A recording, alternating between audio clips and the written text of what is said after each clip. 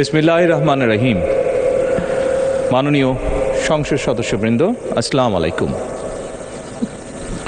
ফ্যাসিবাদের নির্মমতার শিকার অসংখ্য মানুষের কান্না আর হাজারো প্রাণের আত্মত্যাগের মধ্যে দিয়ে অবশেষে আজ থেকে পুনরায় যাত্রা শুরু হতে যাচ্ছে জনগণের ভোটে জনগণের কাছে জবাবদিহিমূলক সত্যিকার অর্থে জনপ্রতিনিধিশীল জাতীয় সংসদ।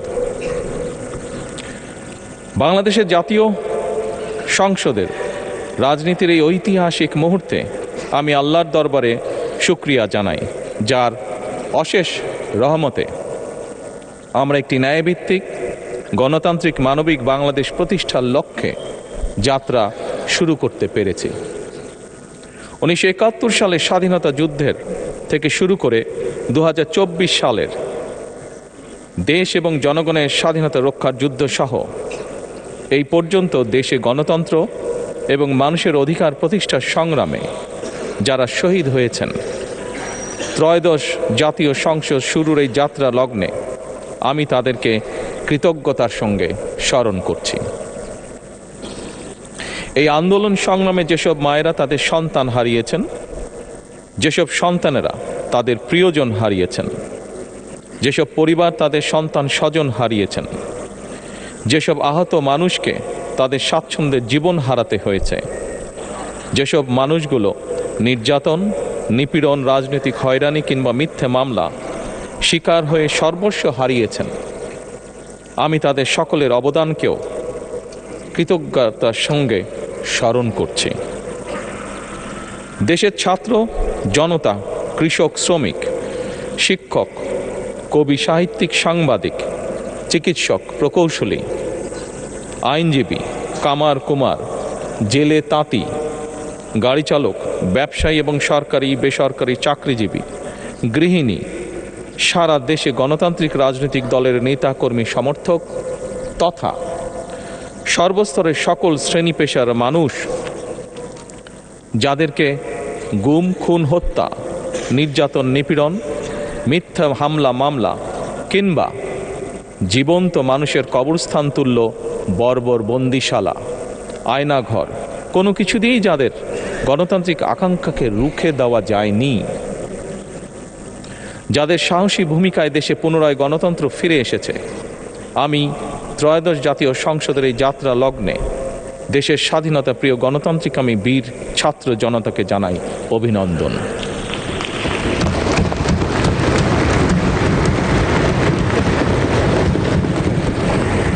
সম্মানিত সংসদ সদস্যবৃন্দ, দেশনেত্রী মরহুমা বেগম খালেদা জিয়া জনগণের অধিকার প্রতিষ্ঠায় দেশে সংসদীয় গণতন্ত্র প্রতিষ্ঠা করেছিলেন, সংসদীয় গণতন্ত্রকে প্রাতিষ্ঠানিক রূপ দিয়েছিলেন। সেই গণতন্ত্রকে প্রহসনের রূপ দিয়ে জাতীয় সংসদকে হাস্যরসের খোরাকে পরিণত করা হয়েছিল। দেশে তাবিদারি শাসন শোষণ কায়েম করা হয়েছিল। দেশে সংসদীয় গণতন্ত্র এবং জনগণের অধিকার পুনঃপ্রতিষ্ঠা করার জন্য দেশনেত্রী বেগম খালেদা জিয়া জীবনের শেষ দিন পর্যন্ত লড়াই করেছেন। জীবনে কখনোই স্বৈরাচার কিংবা ফ্যাসিবাদের সঙ্গে আপোষ করেননি। দেশে আজ থেকে আবারও সেই কাঙ্ক্ষিত সংসদীয় গণতন্ত্রের যাত্রা শুরু হলো, আলহামদুলিল্লাহ।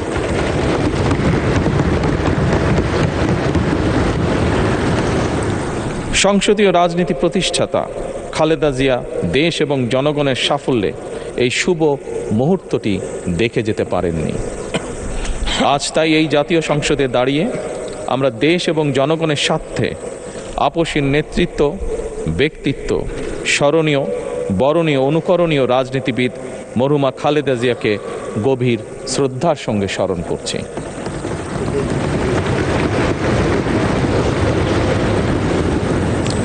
সম্মানিত সংসদ সদস্যবৃন্দ, দেশে বহুদলীয় গণতন্ত্রের প্রবক্তা এবং প্রবর্তক, স্বাধীনতার ঘোষক শহীদ প্রেসিডেন্ট জিয়াউর রহমানের একটি উক্তির কথা আপনাদের সামনে আমি স্মরণ করতে চাই।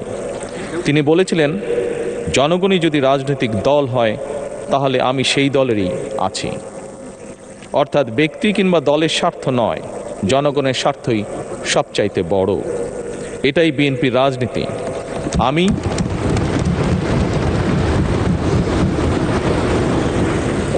আমি প্রথমবারের মতন বাংলাদেশ জাতীয়তাবাদী দল বিএনপি থেকে জাতীয় সংসদ সদস্য নির্বাচিত হয়েছি। জাতীয় সংসদের সংসদীয় দলের নেতা নির্বাচিত হয়েছি।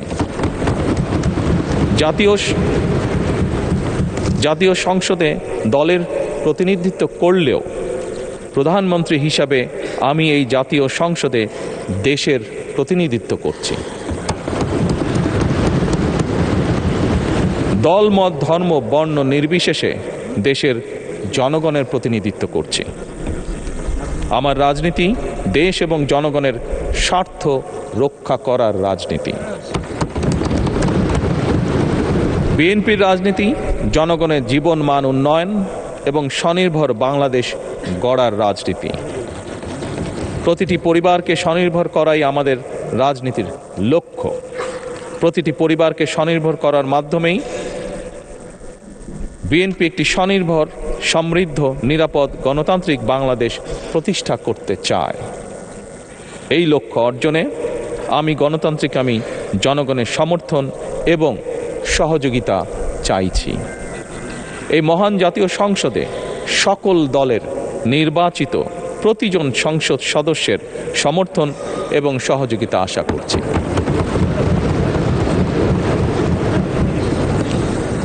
সম্মানিত সংসদ সদস্যবৃন্দ, আমি বিশ্বাস করি আমাদের দল কিংবা মত কিংবা কর্মসূচি ভিন্ন হতে পারে, কিন্তু তাবেদার মুক্ত, ফ্যাসিবাদ মুক্ত একটি স্বাধীন, সার্বভৌম, নিরাপদ, স্বনির্ভর বাংলাদেশ প্রতিষ্ঠায় আমাদের মধ্যে কোনো বিরোধ থাকতে পারে না, বিরোধ নেই।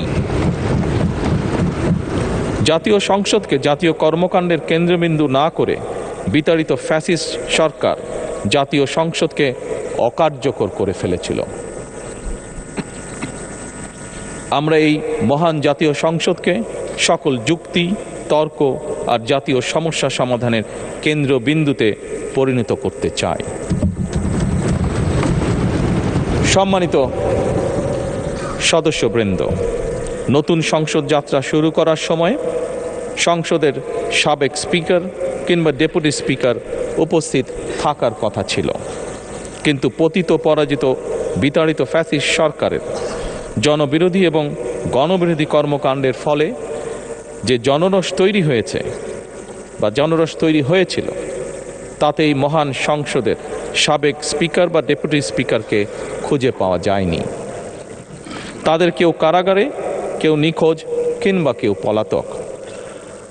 দীর্ঘ ১.৫ দশকের ফ্যাসিবাদী এবং তাবেদারি শাসন শোষণের পর জনগণের ভোটে নির্বাচিত প্রতিনিধিদের নিয়ে আজ আমাদের এক বিশেষ পরিস্থিতিতে জাতীয় সংসদের কার্যক্রম শুরু হতে যাচ্ছে। এমন পরিস্থিতিতে আমরা সংবিধান এবং সংসদের কার্যপ্রণালী বিধির বিধান অনুসরণ পূর্বক ত্রয়োদশ জাতীয় সংসদে সভাপতিত্ব করার জন্য আজ আমি প্রবীণ রাজনীতিবিদ এবং 5 বারের মতন নির্বাচিত জাতীয় সংসদ সদস্য জনাব ডক্টর খন্দকার মোশাররফ হোসেনের নাম প্রস্তাব করছি।